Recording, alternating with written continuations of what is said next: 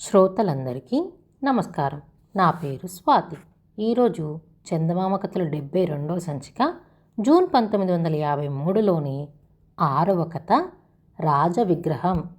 అనగనగా ఒక పట్టణం. ఆ పట్టణం మధ్యలో పెద్ద రాతి స్తంభం మీద రాజుగారి బంగారు విగ్రహం ఉండేది. ఆ విగ్రహం కళ్ళకు 2 నీలాలు పొదగబడినవి. రాజుగారి ఖడ్గం మీద పెద్ద రత్నం పొదగబడింది. విగ్రహం మీద సూర్యకిరణాలు పడి మెరిసినప్పుడు రాజుగారు కేవలం ఆనంద స్వరూపుడని అనిపించేది. ఒకనాటి సంధ్యా సమయాన ఒక పిచ్చుక ఆ పట్టణంలో ప్రవేశించింది. రాత్రి ఎక్కడ గడపటమా అనే ఆలోచనలో ఉన్న పిచ్చుకకు ఊరి మధ్యనున్న విగ్రహం కనిపించింది. ఎత్తున ఉంటే మంచి గాలి వస్తుంది, ఊరు కూడా బాగా కనిపిస్తుంది అనుకొని విగ్రహం పాదాల వద్ద మకాం చేసింది. పిచ్చుక కన్ను మూద్దాం అనుకునే సమయానికి ఒక పెద్ద నీటి చుక్క మీద పడింది. అది అటూ ఇటూ పారచూసింది. ఆకాశంలో మబ్బు తునకన్నా లేదు. చంద్రుడు, నక్షత్రాలు కనిపిస్తూనే ఉన్నవి.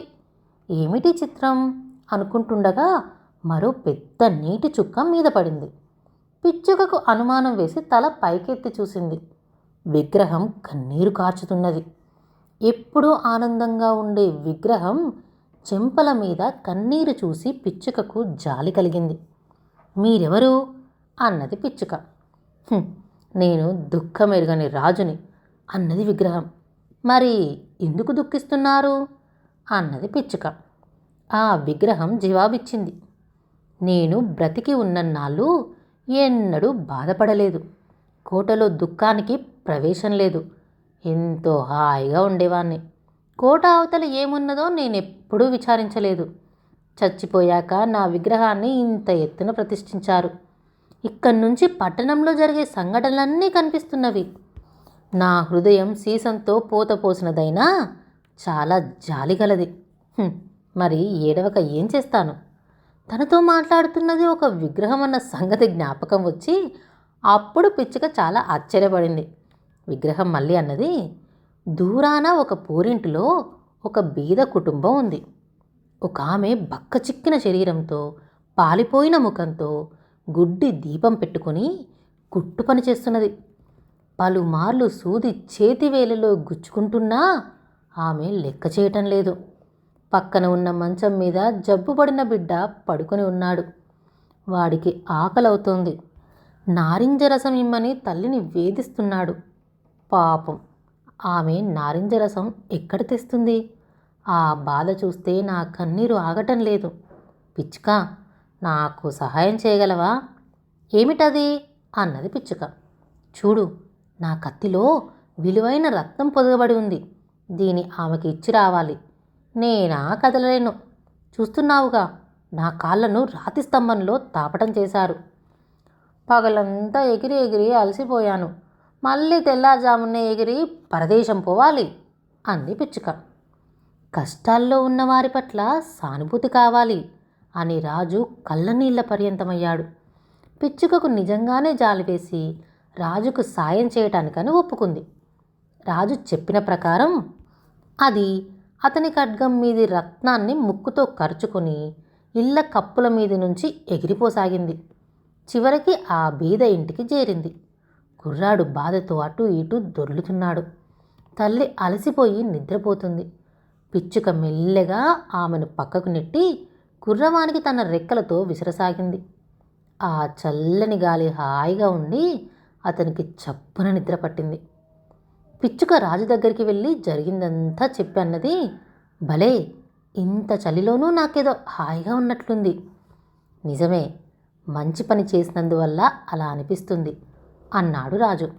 మర్నాటి ఉదయం అంత చలిలోనూ పిచ్చుక పట్టణమంతా తిరిగింది.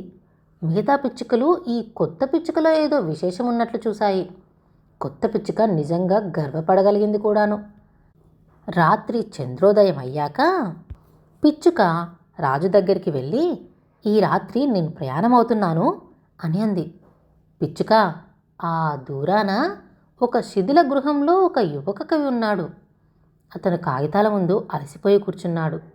ఈ చలికి వేళ్ళు కుంకరలు పోయి ఆకలికి తట్టుకోలేక రాయలేని స్థితిలో బాధపడుతున్నాడు అన్నాడు దుఃఖమెరుగని రాజు. ఈసారి పిచ్చుక బతిమాలించుకోలేదు. సరే, ఈ రాత్రి కూడా నీ వద్దే ఉంటాను. ఒక రత్నాన్ని ఆ యువకునికి ఇచ్చిరానా?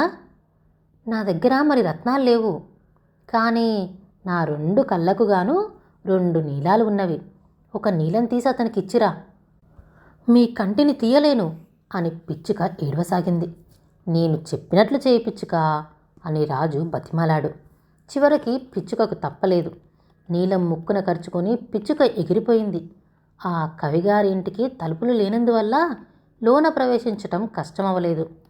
కవి అలసిపోయి 2 చేతులలో ముఖం కప్పుకొని ఉండటం వల్ల పిచ్చుక వచ్చిన సంగతే తెలియదు. కాసేపటికి మత్తు వదిలి చూసుకునేటప్పటికీ పక్కన నీలం ఉన్నది. నా రచనల్ని ప్రజలు మెచ్చుకుంటున్నారు, ఎవరో నాకు ఈ కానుక పంపారు అనుకున్నాడు కవి. మర్నాడు పగలు పిచ్చుక ఊరల్లా తిరిగింది. చంద్రోదయం అయ్యేటప్పటికీ రాజు దగ్గరికి వచ్చి, నేను వెళ్తున్నాను, చెప్పిపోయేందుకు వచ్చాను అని అన్నది. పిచ్చుక, ఈ ఒక్క రాత్రి నాతో కూడా ఉండు అని దీనంగా అడిగాడు రాజు. కాదు, మా వాళ్ళు నా కోసం ఎదురు చూస్తుంటారు. పాపం, ఒక రత్నం ఒక నీలం పోగొట్టుకున్నావు. వచ్చే చలికాలం నేను ఎలాగో ఇటు వస్తాను. అప్పుడు నీకు ఒక రత్నం ఒక నీలం తెచ్చిపెడతాలే. ఇప్పటికి మాత్రం సెలవు అంది పిచ్చుక. పిచ్చుక, ఆ దూరాన ఒక చిన్న పిల్లుంది. ఆమె అగ్గిపెట్టెలు అమ్ముకొని జీవిస్తూ ఉంటుంది. కాలు జారుపడి అగ్గిపెట్టెలన్నీ పక్కనే ఉన్న మురుగు కాలువలో పడేసుకుంది. డబ్బులు లేకుండా ఇంటికి వెళ్తే వాళ్ళ నాన్న తంతాడు. అందుకని ఏడుస్తూ కూర్చుంది.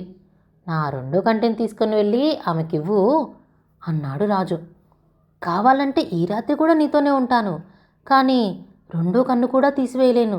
నీవసలే గుడ్డివాడివి అవుతావు అన్నది పిచ్చుక. నాకేం విచారం లేదు. పిచ్చుక, నేను చెప్పినట్లు చేయవమ్మా అన్నాడు రాజు బతిమాలుతూ. పిచ్చుక రాజు 2 కంటిని పెరగక తప్పలేదు. ఆ నీలం ముక్కున కరుచుకొని వెళ్ళి ఆ చిన్నపిల్ల చేతుల్లో పెట్టింది.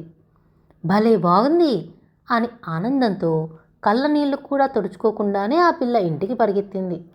పిచ్చుక విచారంగా రాజు వద్దకు వచ్చి, నేనెప్పుడూ నీతోనే ఉంటాను, అంధుడివై నీవెలా జీవిస్తావు అని అన్నది. కాదు, మీ వాళ్ళు నీకోసం ఎదురు చూస్తూ ఉంటారు, వెళ్ళు అన్నాడు రాజు. వెళ్ళను, ఇక్కడే ఉంటాను అని పిచ్చుక ఆ రాత్రి కూడా రాజుగారి పాదాల వద్ద పడి నిద్రపోయింది. మర్నాడు పిచ్చుక ఊళ్ళోకి వెళ్ళలేదు. రాజుగారి భుజం మీద కూర్చొని తాను తిరిగిన ప్రదేశాలలోని వింతలు చెప్పసాగింది. ఎన్నో విచిత్రాలు విన్నాక రాజన్నాడు, కానీ వీటన్నిటికన్నా విచిత్రమైనది మానవుని బాధ పిచ్చుక. నేను పరిపాలించిన ఈ పట్టణం అంతా తిరిగి ప్రజల బాధలు నాకు చెబుతూ ఉండు. పిచ్చుక పట్టణం అంతా తిరగసాగింది. కలవారి ఇళ్లల్లో విందులు జరుగుతున్నవి. వారు తినగా పారేసిన ఎంగిలి మెతుకల కోసం బీదలు వారి మేడల నీడల్లో కాచు కూర్చున్నారు. చిన్న చిన్న సందుగొందుల్లో ఆకలి బాధతో కృంగి కృషించిన చిన్నపిల్లల జాలగొలిపే స్థితి పిచ్చుక కంటపడింది. పిచ్చుక ఈ సంగతులన్నీ రాజుకు చెప్పింది. నా శరీరం నిండా బంగారు తొడుగులు ఉన్నవి. ఒక్కొక్క తొడుగే తీసి నా బీద ప్రజలకు పంచు, అందువల్ల వారు సుఖంగా ఉంటారు అన్నాడు రాజు. ఒక్కొక్క తొడిగే తీసి పిచ్చుక బీదవారికి ఇవ్వసాగింది. చివరికి రాజవిగ్రహంలో కంచు తప్ప మరేమీ లేదు. కానీ బీద పిల్లలు ఇప్పుడు సంతోషంగా హాయిగా ఆడుకుంటున్నారు. చలి తీవ్రమైంది. మంచు విపరీతంగా కురియసాగింది. పిచ్చుక చలికి తట్టుకోలేని స్థితికి వచ్చినా రాజును విడిచిపెట్టలేదు. పాపం పిచ్చుక నానాటికి కృషించి మృత్యువుకి చేరువ కాసాగింది. ఇక్క బతుకుతాననే ఆశ లేక చివరిసారి రాజు దగ్గర సెలవు తీసుకునేందుకు వచ్చి, రాజా, నేను నీ చేతిని ముద్దాడనా అని అడిగింది.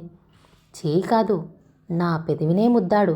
మీ దేశం వెళ్తున్నావు కదా అన్నాడు రాజు. లేదు, నేను ఇంకా దూర ప్రయాణమే చేయబోతున్నాను, ఇక తిరిగి రాను అన్నది పిచ్చుక.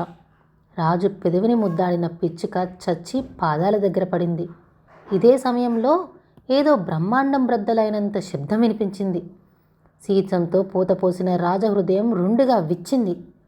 మర్నాడు పట్టణంలోని పెద్దలు ఆ దారిన వస్తూ రాజుగారి విగ్రహాన్ని చూసి, విగ్రహం అందంగా లేదు, ఇక్కడ ఉంటే పట్టణానికి అప్రతిష్ట అని తీసేశారు. దాని స్థానంలో ఎవరి విగ్రహం ఉంచాలనే మీమాంస బయలుదేరింది. పట్టణపు పెద్దలు నాదంటే నాదని పోట్లాడుకున్నారు. వారి పోట్లాట అప్పటికీ ఇప్పటికీ తెగలేదు. పాత విగ్రహాన్ని కరిగేశారు. ఎంత మంట పెట్టినా సీసపు గుండె మాత్రం కరగలేదు. చివరకు విసిగి దానిని బయటపారేశారు. ఒకనాడు ఆ పట్టణంలో 2 అమూల్యమైన వస్తువుల్ని తీసుకొని రండి అన్నాడు దేవుడు.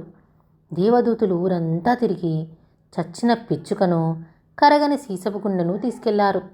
సాటిలేని వస్తువులు అని దేవుడు మెచ్చుకున్నాడు. ఈ కథ రాసినవారు డి హనుమంతరావు. ఇలాంటి మరెన్నో కథలు వినాలంటే ఈ ఛానల్ని సబ్స్క్రైబ్ చేసుకోండి.